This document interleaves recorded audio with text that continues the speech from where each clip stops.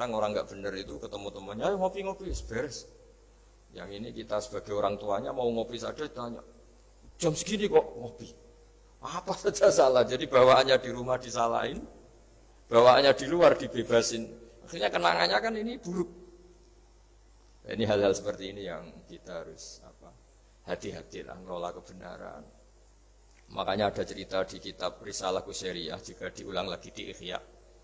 Ada orang Majusi, ya bayangkan dulu itu kan padang pasir, di jalan nggak ada air, juga nggak ada warung Mas Andri, juga nggak ada ATM. Jadi bayangkan dulu.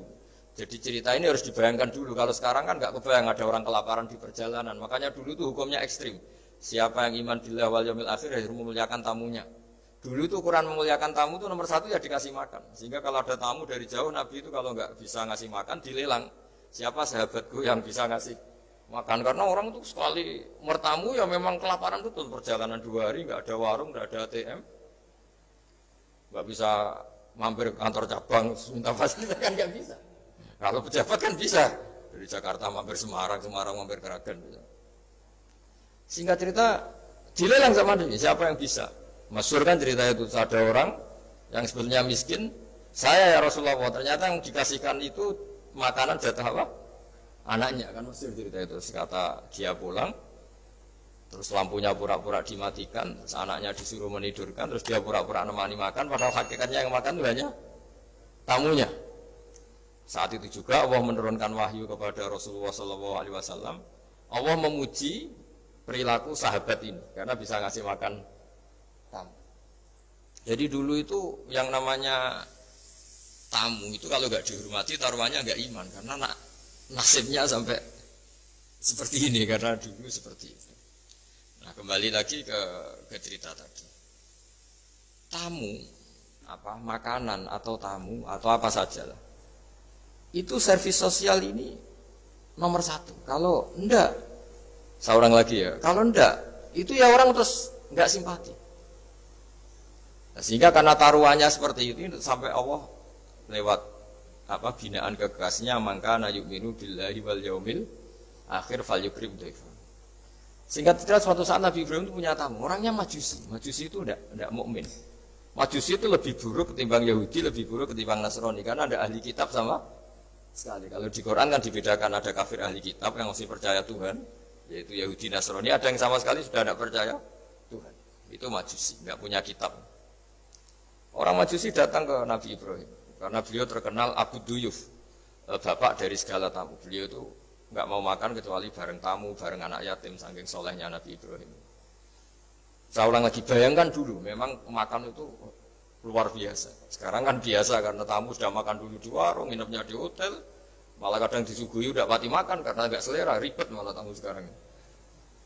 Malah komplain bila perlu ribet. Nabi Ibrahim itu ketika orang itu kelaparan, ya Ibrahim karena dia nggak mukmin ya manggilnya jangkar. Tolong hari ini saya kasih makan. Enggak, hatta tu'mina sehingga kamu iman. Singkat cerita orang ini frustasi karena ini tokoh. Nabi Ibrahim itu tokoh besar Muslim ya tentu. Akhirnya dia putus asa. Putus asa terus sudah walla itu sudah balik kanan, sudah ngelunyur saja meninggalkan Ibrahim karena sudah putus asa lah. Saya Majusi, dia Nabi, dia tokoh Islam pasti tidak ngasih makan. Apa yang terjadi? Saat itu juga Allah karena beliau Nabi bisa komunikasi dengan Allah dapat wahyu. Lihat orang itu umur berapa? 70 kira-kira gitu atau 60. Kata Allah, orang itu baru ini loh kelaparan katanya. Dan baru ini juga minta kamu kan? Iya. Dan kemarin-kemarin tidak pernah kelaparan ya baru ini ya. Terus kata Allah, saya yang Tuhan saja ngasih makan dia padahal tidak iman sama saya. 60 tahun. Kamu diminta untuk 1 hari saja kok mensyaratkan apa? Iman. Udah panggil saja supaya makan di kamu. Salah hasil. Dipanggil akhirnya sama Nabi Ibrahim dikejar. Udah, ayo makan ke saya. Gitu. Ya gimana? Tidak usah syarat iman, pokoknya makan saja. Nah, sudah makan sama Nabi Ibrahim di servis, tanya orang itu. Kok kamu mendadak baik tadi sini? Itu ya, ditegur Allah. Saya salah katanya. Loh, Allah yang Tuhan itu, menurut kamu Tuhan itu betul negur kamu? Iya. Dia nangis. Ternyata Tuhanmu itu Tuhan betul. Saya yang majusi aja diperhatikan, kata. Bahkan menyalahkan kekasihnya kamu, katanya. Udah saya mau iman saja, katanya. Itu ya barokahnya servis tadi.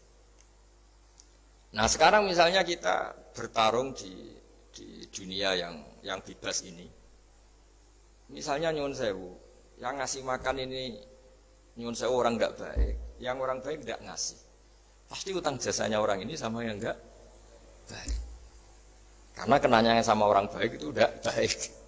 Nah ini yang dimaksud walaupun tafadzun qalidul qalbi lan faddu min khalid. Kalau orang mengelola Islam dengan cara yang kurang baik, maka akan melahirkan orang lari. Ya, karena tadi al-insan abdul es. Jadi cerita yang ringan-ringan di sekeliling kita juga seperti itu. Bapak-bapak itu ngopi di rumah itu ya rasanya kopi sama. Itu gara-gara tidak nyaman ya cara bujune semarah kan gitu cara nyugoi. Di warung senyum. Akhirnya pilih di warung. Karena di warung dapat senyum, di rumah dapat ya sudah. Jadi semua proses sosial itu seperti itu. Nah mau saya di sini bayangkan itu anak kita gitu. Kenangannya dengan kita, dengan bapaknya, dengan ibunya ini kurang baik. Kenangannya di luar baik. Sehingga anak kita cenderung tidak ngidolakan kita, meninggalkan kita. Jadi menurut saya belajar akhlak paling pokok adalah kaitannya dengan kepentingan anak-anak kita. Saya bukan niat sombong ya, saya itu alhamdulillah sampai sekarang itu masih sering mandikan anak saya, jalan-jalan sama anak saya. Hak-haknya, bahkan saya ini punya ajaran yang agak unik. Tapi istri saya sudah menerima dulu ya, sempat janggal-janggal tuh sekali, sekarang sudah menerima. Saya punya anak yang biasa ikut adik saya di Fuad itu masih kelas 2 SD. Mulai kelas 1 SD, mulai kelas 2 saya bilang, kalau kamu ingin jajan, bapak pas tidur bangunkan. Padahal anak saya itu punya santri, punya banyak yang bantu. Dulu istri saya protes, itu kan melatih anak nggak sopan karena bangunkan orang tua. Enggak, kata saya, sopan itu nomor 2, nomor 1 itu hukum. Terus saya beri penjelasan. Yang paling berhak atau yang paling boleh tinggal-ngelno anak. Tinggal-ngelno anak itu ya diganggu anak. Itu ya orang tuanya. Masa anak mau jajan yang harus ribet pembantu, mana anak mau jajan yang harus ribet orang. Yang paling boleh diganggu oleh anaknya ya orang tuanya. Itu hukum, kata saya. Akhlak nomor 2. Sehingga barokahnya hukum itu, saya ulang lagi, barokahnya hukum itu, kalau anak ini terpaksa pembantu itu pas lalai, kita tidak nyalahkan, kan kewajibannya di kita. Akhirnya kita menjadi tahu, baru istri menjadi tahu, yang paling berhak diganggu anak ya orang itu hukum. Nah akhlak itu baru nomor 2, ganggu itu ya dikira-kira lah pas bangun atau pas rileks. Tapi itu nomor 2, itu namanya moral. Moral itu sunat. Tapi kalau hukum itu nomor 1. Sehingga akhirnya orang tua, anak ini senang. Betapa baiknya orang tua kita, pas tidur saja dibangunin mau demi kepentingan dia. Maksudnya anak ini punya kenangan baik sama orang tua. Pas tidur saja bapak diajak mau. Apalagi pas happy. Nah karena kenangannya baik, ya idolanya orang tuanya. Ketika idolanya orang tuanya dan kita orang baik, mau ngajak sholat ya gampang, mau ngajak ngaji ya. Bayangkan kalau kenangannya dia dimintai uang nggak boleh, bentak, salah jam kayak atau salah jadwal atau apa, salah momentum, masa anak kecil diwalate salah, pakai momentum pakai apa. Nah, ketika kita ngangkon belajar sudah susah karena kenangannya enggak baik. Jadi kunci daripada lah ini makanya saya bilang berkali-kali. Oke, kita belajar akhlak, belajar moral, tapi nomor 1 itu hukum. Saya ulang lagi hukum. Karena agama ini ciri khasnya itu hukum. Hukum itu ketentuan. Jadi aturan Islam itu detail. Misalnya saya belum haji. Ya sudah. Sebagian harta saya jatah untuk haji itu sudah tidak milik saya, harus dianggap miliknya haji. Sehingga kalau saya meninggal setiap saat, yang boleh diwaris oleh anak cucu saya hanya yang melebihi dari biaya haji. Makanya di Indonesia disebut gaji amanat. Gaji amanat itu orang yang sebetulnya sudah mampu haji tapi tidak kober haji. Itu kalau sudah meninggal harus ada jatah haji yang dianggarkan untuk haji apa? Amanat. Baru sisanya boleh waris. Karena ini hukum. Nah nanti di akhirat juga Allah pakai hukum. Kalau ada anak nggak sholat, yang pertama disalahkan orang tuanya. Kenapa ini tidak sholat? Semua kesalahan anak-anak kita adalah dibebankan ke kita. Ya, jadi saya mohon cerita-cerita akhlak ini jangan sampai hanya nyuwun sewu moral dengan arti kenyamanan sosial, tapi kembalikan ke Allah dan apa? Rasul. Sehingga ini yang terakhir saya cerita hadis yang populer sekali. Ada 3 hadis yang populer dan ini sampean semua pasti hafal. Maka na yu'minu billahi wal yaumil akhir fal yukrim jaruhu. Terus ada yang fal yukrim dhaifahu. Terus yang ketiga fal yakul khairan aw liyasmut. Berkata baik atau kalau enggak bisa berkata baik ya apa dia. Nah, itu uniknya Islam itu apa Mas Dwi? Uniknya Islam itu tidak pernah membolehkan umatnya terdikte oleh sosial Mas Andri, enggak boleh. Tapi hanya terdikte oleh ketentuan Allah dan Rasul. Jadi Allah cara ngendikan kalau kamu iman kepada Allah dan Rasul. Iman kepada Allah artinya apa? Allah memerintahkan kita berbuat baik sama tetangga, sama tamu. Maka lakukan itu. Sekali tidak demi Allah dan Rasul, berarti Anda didikte oleh hukum sosial. Kalau tetangga baik ya kita baik, kalau dia buruk ya kita ikut buruk. Itu artinya apa? Kita tidak didikte oleh hukum Allah dan Rasul, tapi didikte oleh hukum apa? Sosial. Islam itu agama yang hubungannya manusia itu dengan Allah, bukan dengan sosial. Sehingga ketika baik sama tetangga pun itu karena perintah Allah. Sehingga kalau suatu saat kecewa tetangga kita itu kurang ajar misalnya, ya kita tetap nyaman saja karena kita baik itu atas perintah Allah. Makanya masyhur di kalangan ahli hadis ada dawuh Nabi, la takunu imma'atan. Taquluna in ahsanan nas ahsanna wa in dolamuna dolamna. Kamu jangan jadi orang yang didikte sosial. Kalau orang baik kamu baik, kalau orang buruk kamu ikut buruk. Itu namanya orang yang nggak punya prinsip. Tapi walakin wattinu anfusakum kata Rasulullah. Kuatkan prinsip kamu, jika manusia baik kamu akan baik, dan manusia ketika buruk kamu pun tetap ingin baik. Nah, dengan demikian itu berarti kebaikan kamu itu atas perintahnya Allah dan Rasul, bukan atas nama sosial. Sehingga misalnya ada orang birrul walidain, ibunya bawaannya cerewet, mbahnya cerewet, ya tetap baik. Tapi kalau kamu didikte sosial, sekali ibu kamu bawel, dah malas lah ketemu ibu bawel. Nah ini berarti kamu belum didikte Allah dan Rasul, tapi didikte itu hukum apa? Sosial. Sehingga untuk menutup mauidhah ini, saya sering cerita di mana-mana di kitab Ihya itu ada cerita, ada seorang pemuda yang kurang ajar sekali itu. Ada kiai dipanggil, Pak Yai silahkan ke rumah saya. Ya kira-kira cara sekarang mungkin 500 meter datang. Setelah sampai depan rumahnya, sudah Pak Yai saya tidak punya kebutuhan sama kamu. Itu kiainya senyum, rileks. Setelah sampai rumahnya dipanggil lagi, Pak Yai mohon ke rumah saya. Terus kiainya ke situ lagi asik kan.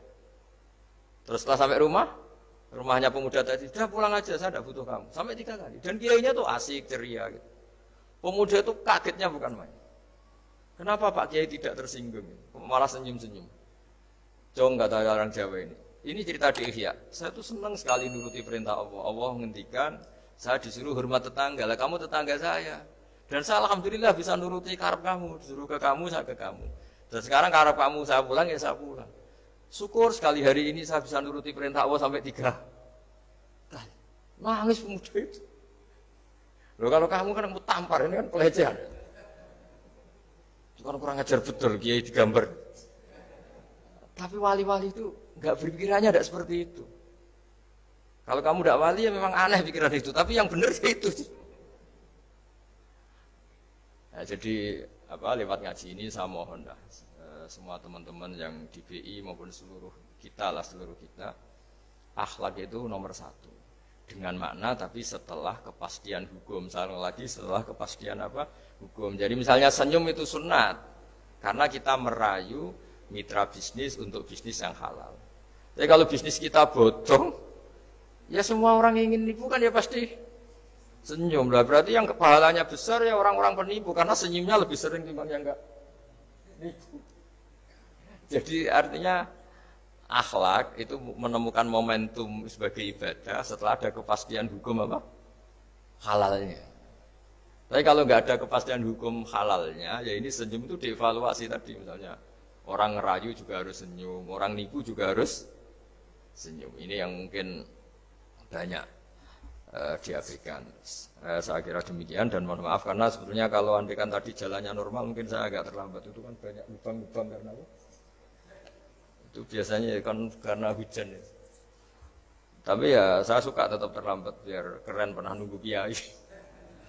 Jadi kalau dalam teori agama itu sama kok. Sholat, Nabi itu pernah sholat isya itu setengah tiga dini hari. Sahabat biasanya kan beliau suka awal waktu. Terus ketika sahabat tanya kata Nabi, malam ini spesial. Karena kamu lama sekali nunggu apa? Sholat. Gak semua orang malam ini bisa menunggu apa? Sholat. Jadi artinya bawaannya itu nunggu kebaikan. Jadi di antara trik atau resep husnul khotimah. Ya, ini sebagai penutup ngaji. Resep husnul khotimah itu innallaha ta'ala yubahi malaikatahu. Allah membanggakan kita, yubahi bikum malaikatahu. Allah bangga dengan kita. Di antaranya apa Mas Andri? Umatnya Rasulullah SAW itu kalau habis subuh ditanya, ngapain kamu hidup nunggu sholat duhur? Ngapain kamu hidup setelah sholat duhur, nunggu sholat asar? Sehingga kita ini menunaikan fardu yang diwajibkan Allah dan menunggu datangnya fardu yang lain. Jadi orientasi kita fahijratuhu ilallah wa rasul. Tapi kalau kita orientasinya mapan, kenapa kamu hidup? Saya mau mati setelah mapan. Saya mau mati setelah jabat. Ini kan berarti perjalanan kamu ilat dunia. Orientasi kamu dunia. Faman kana hijratu ilat dunia awim ro'atin yang kihuwa fahijratuhu ila ma hajara.